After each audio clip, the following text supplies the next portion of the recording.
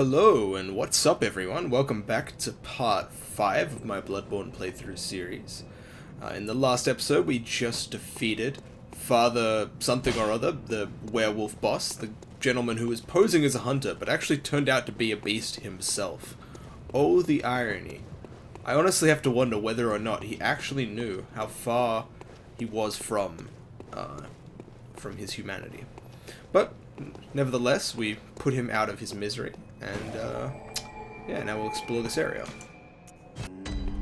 Alright, before we check out the new area, we're gonna level up our weapon here.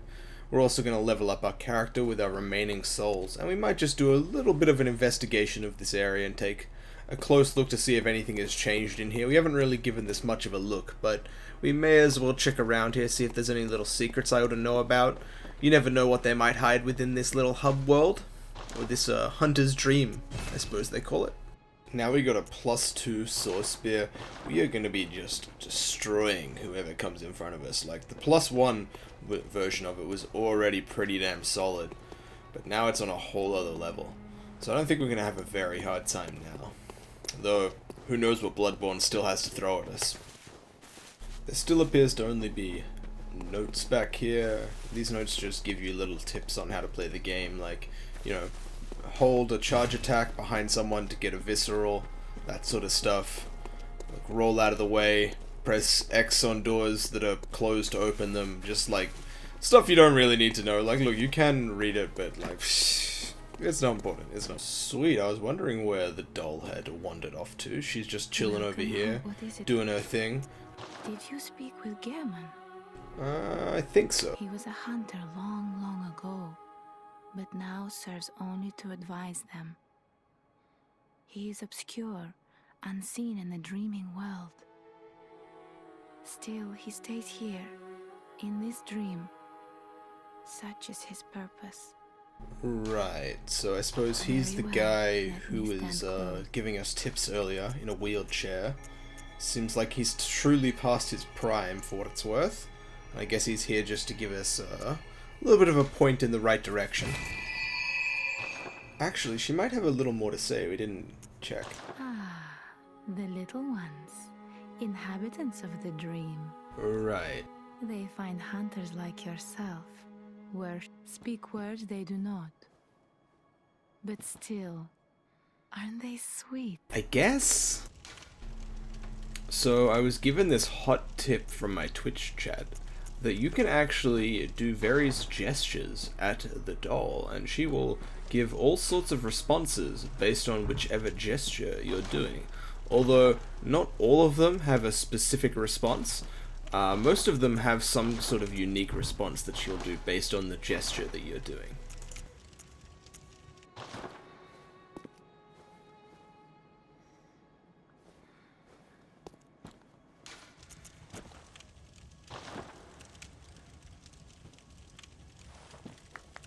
Oh, that clap is hilarious. It's like, oh, nice, congratulations. Oh yeah, look, you're so heroic. Nice. It's almost like condescending. It's looking like we have exhausted all of the possible sets of responses that she gives to the starting gestures, although I have no doubt that we are going to unlock a variety of new ones as we go through the game, and we're going to have to come back here and see what other weird and wacky things she might end up doing in response. I'm sure there'll be some funny ones. Hello, mister. Still can't find my mum. Apparently not. Mum knows I'm really afraid. I suppose, look, we found her father. I thought there might be some kind of dialogue line here, judging by the fact that we found her father. Like, we don't know that was her father, but from the sounds of things, it almost certainly was, especially considering the way he reacted to the music box. Also, where in the actual hell did this giant monstrosity produce that rat from? Like, what? And has he had the rat the whole time? We are now back to where we just killed that last boss, and we're going to continue exploring onward and upward past these stairs. Who knows what's up past here? There is a big set of ominous gates. This doesn't bode well. We better check what's over on the other side here, though. There might very well be some little goodies that are hidden just out of sight. You never really know. It's always best to just check every little nook and cranny. You guys know the protocol by now. Thought I'd best just double check you can't break any of these coffins. You never really know until you try. You know, it's always worth trying. Alright, look, I say that, and now there is a ton of coffins, but let's be honest, we couldn't break the ones back there. We're not going to try and break all these ones. These are the same coffins. It would make no sense if we could break one of these. It would just be like... look, if they did that, I'd be frustrated. Because it's like they've just told me that breaking the coffins is a waste of my time, so why would I bother checking? I think this long ladder is to signify that we have finally well and truly left the sewers, to my ultimate and unending dismay. It looks like that segment of the game is over, and we're probably not going to be coming back. But you know what?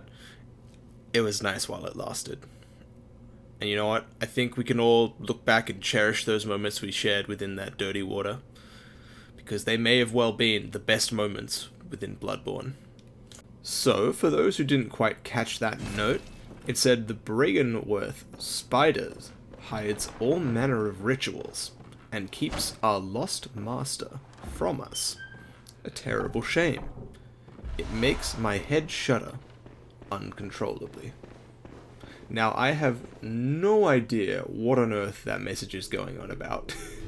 Lord knows truly, although once we find this spider, I too fear that I shall be shuddering uncontrollably, because it sounds truly a terrible fate. Also, yes, we do have to attack each and every chest, just on the off chance that they might very well be mimics. Dark Souls has taught me well to never trust any chest I see. Even in Bloodborne, I don't trust it. Something terrible is going to happen, and I can feel it in my bones. Another ominous bell chiming. Well, we remember what happened last time we heard a bell chime. We had to fight the cleric beast, so that might not be a good sign, guys. Also, there appears to be a beggar here in the corner. Or a beggar, I guess? Let's get this lamp lit, and then go have a little chat with her and see what information she can share. Damn, this whole cathedral has a really uneasy vibe to it. All these candles, this low, kind of droning music. It's certainly quite uneasy. Alright, let's rouse this woman from whatever she's in here and see what she has to say. I guess she doesn't even, she hadn't even noticed us. That's what everyone keeps calling me. Sorry. The incense must have masked your scent. My sewer scent is not that easily masked. I think it's your nose that has the problem. These hunts have everyone all locked up inside. Yeah, I noticed everyone's acting so rude. It always does. Always has, you know. Since forever. But it won't end nicely. Not this time. Even some folks hiding inside are going bad. Going bad? Like Screams of women's turning blood, into these the beasts? stench of blood, the snarls of beasts. None of them's too uncommon now. Yarnum's done for, tell ya. But if you spot anyone with their wits about them, tell them about this here Erden Chapel. They'll be safe here. The incense wards off the beasts. Spread the word. Tell them to come on over. If you wouldn't mind. Okay, so this is some kind of safe haven, and it seems that everyone's turning into beasts these days. Although if I find anyone who isn't a beast, I should tell them about the chapel and let them know they ought to come on by here, because this is probably one of the last safe spots, presumably, because of the incense. Although, looking at this, this decrepit, wretched woman, I can't really say whether or not she is or isn't a beast. For all we know, she may as well be one hiding underneath that cloak. I guess there's only one way to find out. Ooh, we got some new foes up in here. We also got multiple different ways to go from the looks of things. So we're going to make sure we check out every single path, because you guys know the protocol. We are not missing any secrets. This is the anti-secret playthrough. We're going to find out all of them. I don't care how long it takes. I don't care how well hidden they are. Your secrets are being found from software. You can't hide nothing from me. I'm too good at finding secrets. It seems these guys can take a hit or two without becoming staggered, so I think the way we gotta be playing against these guys really... Hold on, let's take a moment to admire the view. Lovely. I think the way we got to be playing against these guys really is hitting them once, getting out of their way, and then moving around, repositioning and getting another cheeky hit in. Because I don't think there's any chance we're going to keep them stun locked until we find a heavier weapon. Alright, we're going to need to be careful here. We don't want to pull all of them at once, otherwise we're going to find ourselves mauled to death very quickly. And if we do, we need to focus fire. Wait a minute, I just realized that dog just ran straight into the fire. Like, he saw me coming, and he knew his death was nigh, and he was like, you know what? I don't want to go out like this. I'm going out on my own terms. Screw you guys. I'm done with this. And he just ran straight into the fire. What on earth? Well, that courtyard was significantly easier than I had foreseen. I suppose the dog committing suicide really helped us out there. Made it a whole lot easier. Dang, double dogs. We're gonna be wary. These dogs are actually, like, they're terrible. Just they're so quick and they jump back, so they're kind of hard to hit. And with a dude at the top of the stairs, forcing us to move quickly and get out of the way because of these damn shots, it doesn't help either. Definitely doesn't help. There is a lonely little tree out here, and oh yeah, we can also go that way apparently. A nice regal foray, and ooh, I see something that needs to be pulled. The moment you see a leather, don't even question what it's for, just run up to it, pull it. Only good things can happen. It's not like there could be a bad outcome for pulling a lever, right? Right? Right? I'm really hoping there can't be. Like, I think in Dark Souls 1, they had a few interactable things like that that could result in bad outcomes. Potentially. Like, they had levers you could pull that would essentially just, like, screw over bridges and make the bridges go away. You're a beast hunter, aren't you? Well, that's what everyone keeps saying, so I suppose I am. That's precisely how I started out. Oh, beg pardon. You may call me Alfred. The pleasure's all mine, Alfie. Master Ligarius. We're going with Alfie. We're locking Alfie in. I hope you don't mind, but we're locking it in. So, what say you? Our prey might differ, but we are hunters, the both of us. Why not cooperate and discuss the things we've learned? Oh, I am no stranger to a little bit of jolly cooperation. Very good. Very good indeed. Take this to celebrate our acquaintance. Oh, you're already giving me gifts, Alfie? You shouldn't have. What is fire paper, though? Ooh, but prayer, now I can get behind that. Spitting is a sacred practice. May the good blood guide your way. Alright, he's hoping that it does. There must be oodles for us to share. Yeah, look, I'm not really religious, but, you know, I just really want to collect all the different emotes, so I'm pretty happy to just get another emote. As you know, the Healing Church is the fountainhead of blood healing. Well, I'm a simple hunter, quite unfamiliar with the ins and outs of the institution. But I have heard that the holy medium of blood healing is venerated in the main cathedral, and that counselors of the old church reside in the high stratum of the cathedral ward. If you seek blood healing, and the church is willing, you should pay them a visit. I have no idea what blood healing is, and I have a hunch that if I go and visit them, they're going to try and murder me. The gods carved out below Yharnam should be familiar to every hunter. Well, once a group of young Bergenworth scholars discovered a holy medium deep within the tomb. This led to the founding of the Healing Church and the establishment of blood healing. In this sense, everything sacred in Yharnam can be traced back to Bergenworth. But today, the college lies deep within a tangled wood, abandoned and decrepit. And furthermore, the Healing Church has declared Bergenworth forbidden ground. It's unclear how many of its scholars remain alive, but only they know the password that allows passage through the gate. We can't get any more information on this whole blood healing practice, but looks like we need to get some password if we're going to get into that area. We opened up this tomb here by pulling the lever, so let's see what's down there. But first, we're going to have to deal with this guy, who's probably going to follow us down there if we don't kill him. I'm getting some real bad vibes about heading down into this church. It's not usually a good sensation you get when you're heading under a secret passage beneath what looks to be a tomb, a coffin, This may be a catacomb we're going in. Deeper we go into the dark, dank recesses of who knows where. Oh, hello. Well, if it isn't one of my favorite enemies, the werewolves. Except this time we don't have any way to cheat them. Gonna have to fight them legitimately.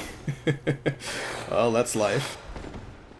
Honestly, fighting one of them at a time is not so bad. It's when you're going up against two that you have troubles.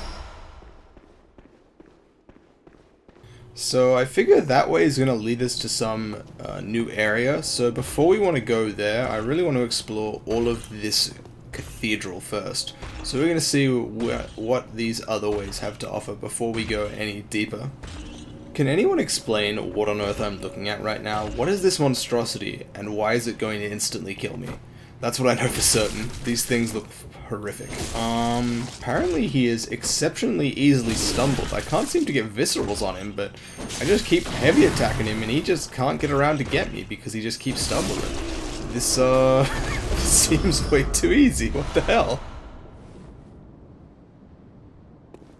Well, there's another lever, so we gotta pull it. Oh, hold on. Yeah, no, it just closes the gate, right, of course. Could that have killed me if I was under that? Like, could that have just crushed me and instantly killed me? Let's not find out. I wouldn't be totally surprised if the game actually did that to me. So, we've got another one of these big guys. Oh shit, and some crows. Alright, that's fine. Just play it cautious here. I'm not gonna... Oh, damn it, there's another big guy, and he's got a rat. Alright, no, that's fine, that's fine. We're just gonna get around him. Just dodge him. It should be fine, like, honestly, we've had plenty of experience fighting these guys. They are not too tough once you understand how they work. Like, I don't really know what to do with the rat, but it's the general fighting patterns of these guys aren't too difficult. Those birds are kind of annoying, though, in the midst of all this. Still, though, we'll get rid of that, get him out of here. And there, yeah, look, now it's easy pickings. This dude's done for. Nice.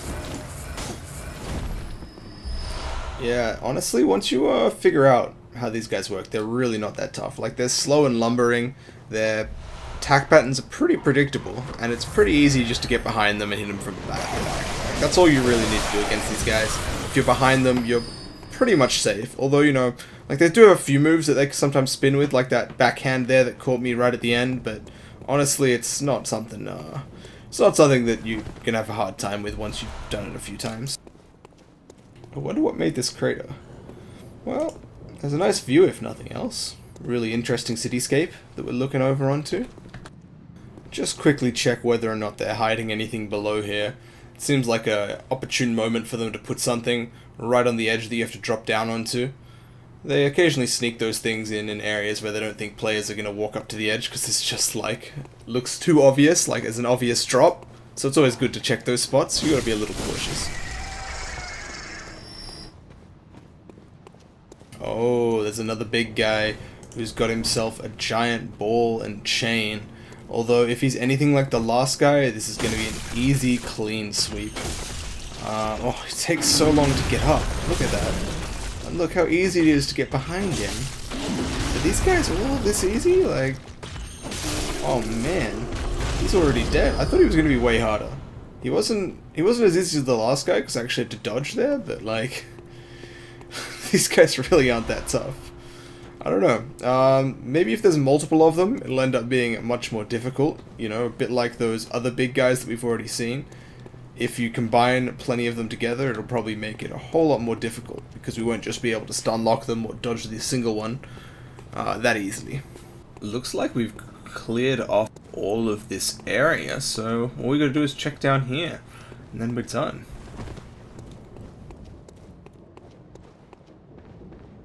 Alright, a ton of extra pots. We could break them all if we want to, but that seems like a bit of a waste of time.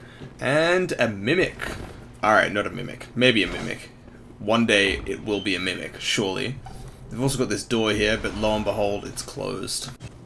We will just check up here. So we've got this long stairway that leads up to this closed gate. And presumably this is the gate we need a password to get through. So the last spot we have not yet explored is just around here. So there's another kind of courtyard. There appears to be a few well-hidden ravens there on the ground, but look, you can't hold those for me. Although this dude was sneaking up on me. The raven, he wasn't even hidden. He was actually there just to confuse you. The raven was put there as bait so that guy can sneak up on you from the side. Although, lo and behold, they're not really doing that much damage to me now, are they?